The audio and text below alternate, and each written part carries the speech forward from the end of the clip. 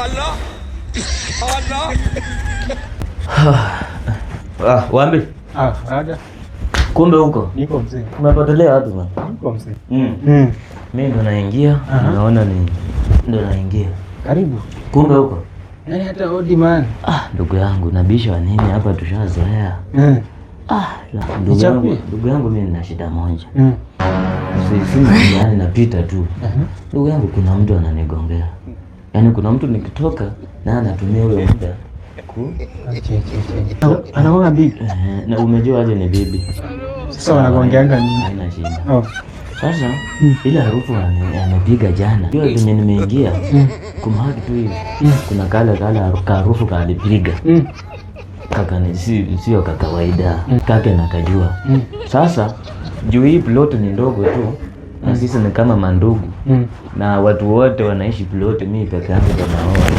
Sijai kuona na bibi kusema kweli. Sasa natembea mlango nikijaribu kunusia hapo kwa harufu. Kanaweza kuwa kama atokangi kwa ile gate. Mtu ananiambia atoki. Kwa hivyo nimepita hapa nimenusa, nimepita kwako ninuse, alafu ni next ninuse. Nijue kweli kama ndugu zangu mnanizunguka ama uko tayari? Haina shida wewe. Nimepita huko ilikuwa tu shughuli ya chap. Kwa hivyo tumalize tu ndugu yangu.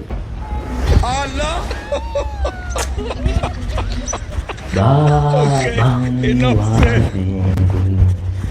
hakuna kama. Asante Baba, umzaniaye siye ni yeye, kumbe ndo yule. Nimepata fisi anayemumunya mfupa kama nimeondoka. Mungu nielekeze nini cha kufanya. Wanaume hatuwezi kula sahani moja. Mwanamke ulimtoa kwa mbavu ya mwanaume mmoja, sio wanaume wawili Baba. Hii haiwezekani. Yaani kiufupi namaanisha Wambi ni wewe. Ni wewe.